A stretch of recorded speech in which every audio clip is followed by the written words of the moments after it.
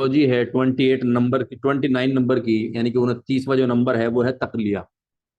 तकलिया किसे कहते हैं? तकलिया कहते हैं तलने को, फ्राई करने को, फ्राइंग। ठीक है। देखिए कई दवाइयाँ ऐसी होती हैं जो बहुत सूखी सूखी होती हैं, खुश्क होती हैं, सूखी यानी कि खुश्क होती हैं, और उनको यानी कि चिकनाहट पैदा करने के लिए उनको तल लेते हैं। ठीक है। और इस तलने को तकलिया भी कहते हैं। इस तलने को तकलिया भी कहते हैं। इसमें दवा को किसी तेल यानी कि ऑयल, रोगन में तला जाता है। इसमें दवा को किसी तेल में तला जाता है। उदाहरण के तौर पर क्या है? माजू, एक दवाई है माजू, उसको घी में तलते हैं, और घी को रोगन जर्द कहते हैं। जर्द के माने पीला होता है, रोगन के माने तेल। एक तरीके से रोगन जर्द घी को कहा जाता है। माजू को घी, रोगन जर्द यानी कि घी में तला जाता है। उसकी खुश्की को दूर करने के लिए, उसको तलने के लिए उसका तकलिया करते हैं। हरड़ को रोगने बादाम में तलते हैं। हरड़ को रोगने बादाम में तलते हैं। हरड़ को हड़ भी कहते हैं जी। तशविया, 30वें नंबर पे जो टर्मिनोलॉजी है, जो इस्तिलाह है, वो है तशविया। तशविया भुलभुलाना, रोस्टिंग। देखिए जो ताजे फल होते हैं, जैसे कि सेब होता है, कद्दू होता है, लौकी होती है, ठीक है, कई बार यह नाशपाती होती है, कई बार इन ताजे फलों को, या अमरूद होता है, इन ताजे फलों को भुलभुलाकर इस्तेमाल किया जाता है। इन ताजे फलों को आग में डाल देते हैं, और जब ये लपलपे हो जाते हैं, यानी कि एक तरीके से जल जाते हैं, लपलपापन इनके अंदर आ जाता है, नरमी आ जाती है आग की तेजी की वजह से, फिर इनको इस्तेमाल करते हैं। और कई बार क्या करते हैं, कुछ दवाइयों को, ये जो फल होते हैं, ये जो ताजे फल होते हैं, इनके अंदर रखकर तशविया करते हैं, यानी कि इसको भुलभुलाते हैं। कैसे? आपने देखा होगा जो भुट्टा होती है, जिसको कुकड़ी कहते हैं, भुट्टा है ना, पहले क्या कर लेते थे, चूल्हे की बची हुई राख में उसको डाल करके और आगे पीछे कर लेते थे 2-4 बार, तो वो फट फट फट करके उसके जो मक्खी के जो दाने हैं वो खिलने लग जाते थे। कैसे? वो आग के संपर्क में आने के बाद, जो कि उस भूबल में यानी कि गर्म राख में आग होती थी। समझ में आ रही है बात? इसी तरीके से कुछ दवाइयाँ ऐसी हैं जिनको भूल जिनको ऐसे फल के अंदर रखा जाता है जो कि ताजा हो, जैसे शलजम या सेब के अंदर जरा सा टुकड़ा काटा, वहां पे दवाई रखी और फिर ऊपर से बंद कर दिया, बंद कर करके उसको जो है भूगल में रख दिया। ठीक है। कई दवाइयों को ऐसे मुशव्वा करते हैं। ठीक है। किसी ताजा फल जैसे सेब, कद्दू, खीरा में भुलभुलाना, भुना जाता है। कई बार किसी ताजा फल के अंदर दवा को रखकर आग पर भूनी जाती है। जिस चीज को भूनी जाती है उसे मुशव्वा कहते हैं, और भूनने की ये विधि यानी कि अमल तशविया कहलाता है जी। इसके बाद 31 जो इस्तिलाह है वो है गसल या गुसल। आपने सुना होगा, कई लोग कहते हैं मैं गुसल करने के लिए जा रहा हूँ। गुसल करने के लिए जा रहा हूँ यानी कि नहाने के लिए जा रहा हूँ। दरअसल नहाना क्या है? नहाना अपने शरीर को धोना ही होता है। जैसे हाथ धोना है, इस तरीके से पूरे शरीर को धोना गुसल कहलाता है। ठीक है। गसल भी कई लोग कह देते हैं, गुसल भी कह देते हैं। इसका मतलब होता है धोना, यानी कि वॉशिंग। जैसे कपड़ों को धोया जाता है, इस तरह अपने आप को भी धोया जाता है, हाथों को भी धोया। और इसी तरीके से दवाइयों को भी धोया जाता है। क्यों धोया जाता है दवाइयों को? ताकि उनके ऊपर जो गंदगी लगी हुई है, जो विषैला पदार्थ है, जो बैक्टीरिया वगैरह हैं, जो भी है, जो उनके ऊपर अंश लगा हुआ है विषैला, वो साफ हो जाए। ठीक है। तो दवाइयों को धोना भी गसल या गुसल कहलाता है। जिस तरीके से अपने आप को धोना यानी कि नहाना गुसल कहलाता है, इसी तरीके से दवाइयों को धोना भी गसल या गुसल कहलाता है। इसमें किसी दवा को धोकर उसके विषैले यानी कि सम्यत अंश को साफ किया जाता है। इसका अभिप्राय यानी कि इसका मकसद जो होता है, दवा को साफ करना होता है धो करके। अब होता है तदहीन यानी कि चर्ब करना, ऑयलिंग। देखिए ऊपर हमने पढ़ा था तकलिया यानी कि फ्राई करना, ठीक है। और नीचे क्या होता है, चर्ब करना का मतलब चिकना बनाना। वो दवाइयां जो कि खुश्क होती हैं, सूखी हुई होती हैं, उनको चिकना यानी कि चर्ब करना तदहीन कहलाता है। क्या कहलाता है? तकलिया और तदहीन दोनों एक जैसी ही चीजें हैं, ठीक है। तकलिया में क्या किया जाता है? फ्राई किया जाता है। और तदहीन में क्या किया जाता है? ऑयली किया जाता है। इसमें कई दवाओं में इसलाह सुधार भी हो जाती है, मतलब चिकनाट आने के बाद सुधार भी होता है। तदहीन करने के लिए, चर्ब यानी कि चिकना बनाने के लिए रोगन बादाम शीरी, बादाम का तेल, रोगन कुंजुद तिल का तेल, ठीक है, और रोगन जर्द इस्तेमाल करते हैं। तकलिया और तदहीन में फर्क ये है कि तकलिया में उस दवाई को चिकना तो करते हैं, साथ साथ उसको फ्राई भी कर देते हैं, ठीक है। तकलिया में क्या करते हैं? उसको ऑयली तो बनाते हैं, साथ साथ उसको फ्राई भी कर देते हैं। और तदहीन में जो है फ्राई नहीं करते, केवल चिकना बना देते हैं। इन दोनों में, तकलिया और तदहीन में ये फर्क है कि तदहीन में जो है उसको चिकना बनाते हैं, और तकलिया में जो है चिकना बनाने के साथ साथ फ्राई भी कर देते हैं। तखमीर, खमीर पैदा करना। आपने सुना होगा आटे में खमीर पैदा हो गया, यानी कि आटा खराब हो गया है। वो मैदा जिसकी जलेबी बनाते हैं उसके अंदर खमीर पैदा किया जाता है। भारत में चूंकि भारत का जो मिजाज है, जो स्वभाव है, वो हार रतब यानी कि गर्म और तर है ज्यादातर। खैर अभी ज्यादातर गर्मी पड़ रही है, खुश्क है, लेकिन ज्यादातर भारतवर्ष का जो स्वभाव है वो गर्म और तर है। यानी कि यहाँ के मिजाज में गर्मी भी है और तरी भी है। यानी कि यहाँ पे बैक्टीरिया, वायरस, फफूंद बहुत ज्यादा मिल जाता है, क्योंकि बैक्टीरिया, वायरस, फफूंद यानी कि यीस्ट, ठीक है, इनको, फंगस वगैरह को, इन सब चीजों को पनपने के लिए जो मौसम चाहिए होता है, हरारत और बुरूदत, गर्मी और तरी, वो यहाँ मिल जाती है, ठीक है। इसीलिए भारतवर्ष में अगर मैदे को रात को गूंथ करके रख दो, उसके अंदर कुछ भी ना डालो, फिर भी सुबह तक उसके अंदर क्या खमीर पैदा हो जाएगा, जितनी गर्मी पड़ रही है आजकल, ठीक है। बस थोड़ी सी नमी की जरूरत है, उसमें खमीर पैदा हो जाएगा। लेकिन कुछ मुल्क ऐसे हैं, जैसे अमेरिका। अमेरिका में क्या होता है, चूंकि वहां की ठंड बहुत ज्यादा है, तो वहां अगर किसी को जलेबी बनानी हो तो आटा, मैदे को गूंद करके उसको रखने से कुछ नहीं होने वाला, वो खमीर उसमें होगा ही नहीं पैदा, वो आटा का आटा रहेगा। आप सुबह को उठकर फिर उसकी रोटी बना लो, चाहे, कुछ बिगड़ना ही नहीं है उसका। क्योंकि भारत का जो मिजाज है वो गर्म तर है, यहाँ गर्मी है और तरी है, और वहां का मिजाज सर्द खुश्क है या सर्द तर है। फिर वहां का मिजाज, अमेरिका क्या है, ठंडा मुल्क है, तो वहां पे चूंकि गर्मी नहीं है और तरी हो सकती है, लेकिन गर्मी नहीं है। जिंदगी के लिए गर्मी और तरी दोनों चीजें जरूरी है। तो वहां पे जो है, अगर मान लीजिए खमीर पैदा करना है मैदे में, तो उसके अंदर यीस्ट डालते हैं।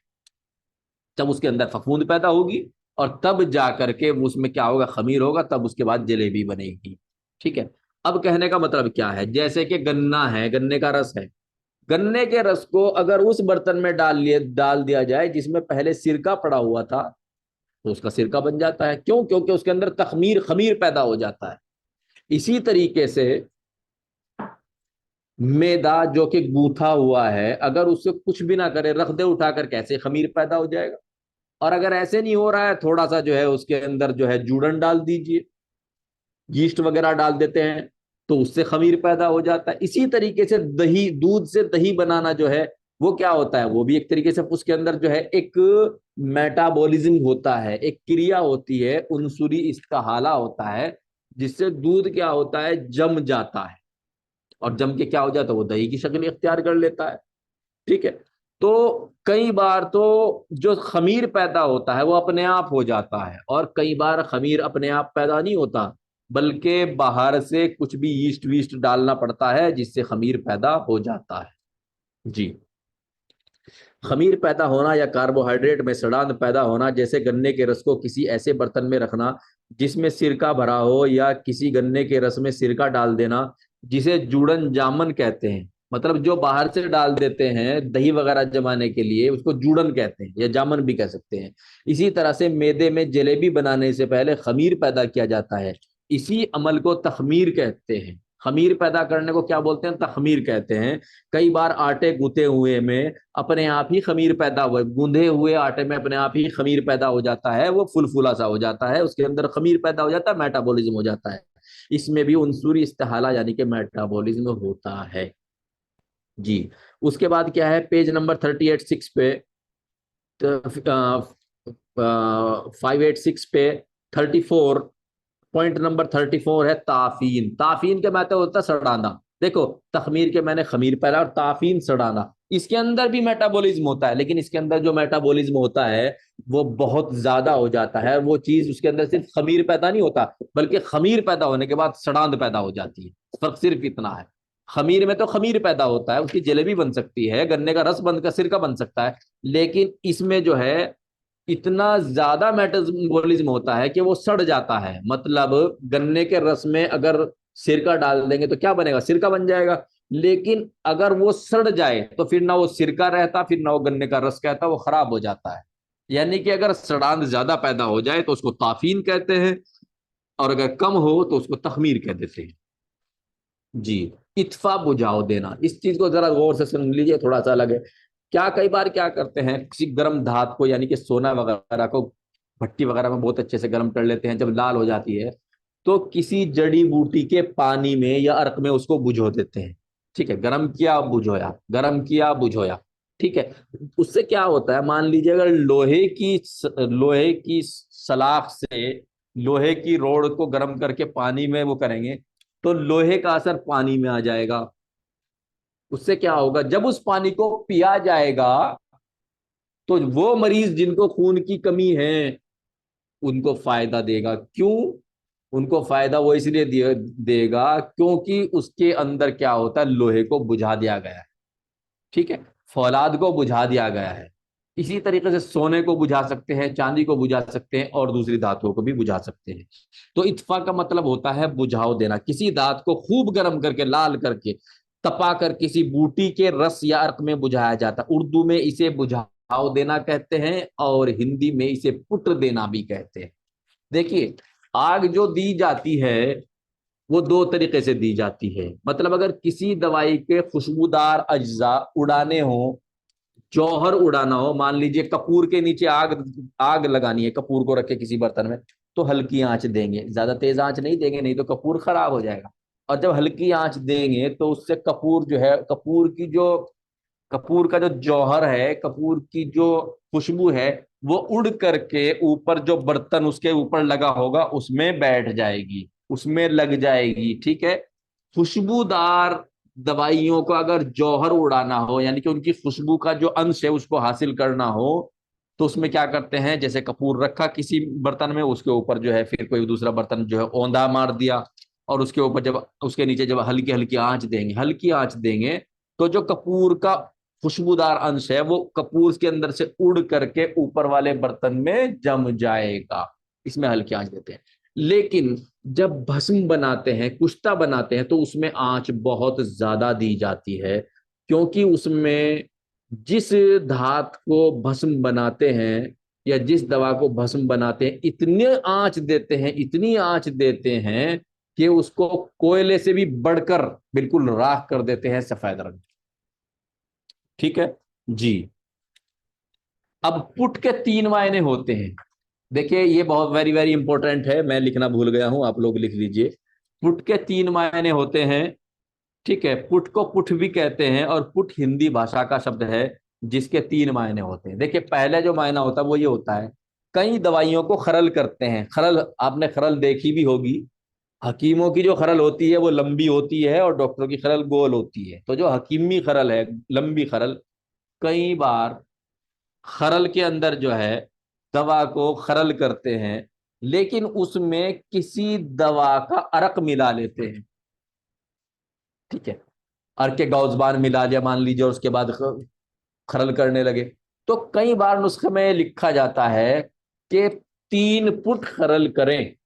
इसका मतलब क्या हुआ कि एक बार खरल करी, अर्क के गौजबान डाला, ठीक है, और उसके अंदर करते रहे करते रहे करते रहे। ठीक है, और उसके बाद क्या किया, वो जब खुश्क हो गया, सूख गया अर्क, फिर दोबारा अर्क के गौजबान फिर करने लगे, फिर दोबारा अर्क डाला, फिर करने लगे। तो ये 3 फुट हो गए, यानी कि जब तक वो अर्क खुश्क ना हो जाए, रगड़ते रगड़ते खरल करते करते, एक एक बार खुश्क करने को 1 फुट कहेंगे, 2 बार खुश्क करने को 2 फुट कहेंगे, जितनी बार खुश्क करेंगे इतना फुट कहेंगे। यानी कि खरल के अंदर दवाई डाल दी और साथ में जो है कोई अरक डाल दिया, उसको खरल करते हैं लगातार, तब तक करते हैं जब तक कि वो जो अरक है वो खुश्क ना हो जाए, सूख ना जाए। तो एक बार सुखा देने को 1 फुट कहते हैं। मान लीजिएगा किसी ने नुस्खे में लिख दिया 5 फुट खरल करें, तो इसका मतलब 5 बार उस अरक को डाल करके सुखाएंगे, यानी कि 2 दिन का काम हो गया। दूसरा क्या होता है, इत्फा करना, यानी कि जो भी हमने पढ़ा है, यानी कि किसी धात को गर्म करके जो है किसी दवा के अर्क में या पानी में बुझाना। अगर नुस्खे में लिख दिया 5 बार सोने की धात से इत्फा करें, तो इसका मतलब क्या होगा, सोने की रोड को गर्म करो, उसमें पानी में डालो, सोने की रोड को गर्म करो, पानी, 5 बार करना होगा, 5 बार इत्फा होगा। और तीसरा जो पुट देने का मतलब होता है, आंच देना होता है। पहला खरल करना, ठीक है, पहला खरल करना, दूसरा धात को जो है किसी अर्क में बुझाना, और तीसरा क्या होता है, आंच देना। आंच देने का मतलब क्या होता है, मैं आपको बताऊं। आंच देने का मतलब ये होता है कि जैसे कुश्ता बनता है या भस्म बनती है, उस कुश्ते या भस्म को उस कुश्ते या भस्म को कई बार थोड़ी उपलों की, उपले समझते हैं आप, कंडे गाय या भैंस के गोबर से जो बनते हैं, ठीक है, कई बार थोड़े उपलों की आंच से बना लेते हैं, कई बार ज्यादा की, कई बार 12-12 मन उपलों की, यानी कि आधी बुग्गी, भैंसा बुग्गी जो होती है, आधी बुग्गी जो है, मतलब वो इतने उपले चाहिए होते हैं। कई बार जितना बुरा पूरा बिटोड़ा होता है ना, उसी को पूरा अलाव चला देते हैं। जैसे कि कुम्हार जो है अपने बर्तनों को क्या करते हैं, पकाते हैं, कई बार इतनी आंच देते हैं। समझ में आ रही है बात।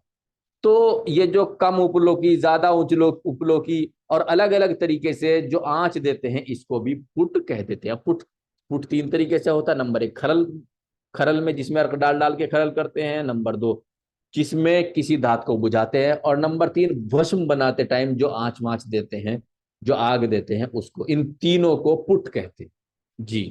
तो आज बस इतना ही, जिसको जो पूछना है पूछ लीजिए। मैं जो है आप सभी को अनम्यूट कर रहा हूं और रिकॉर्डिंग को ऑफ कर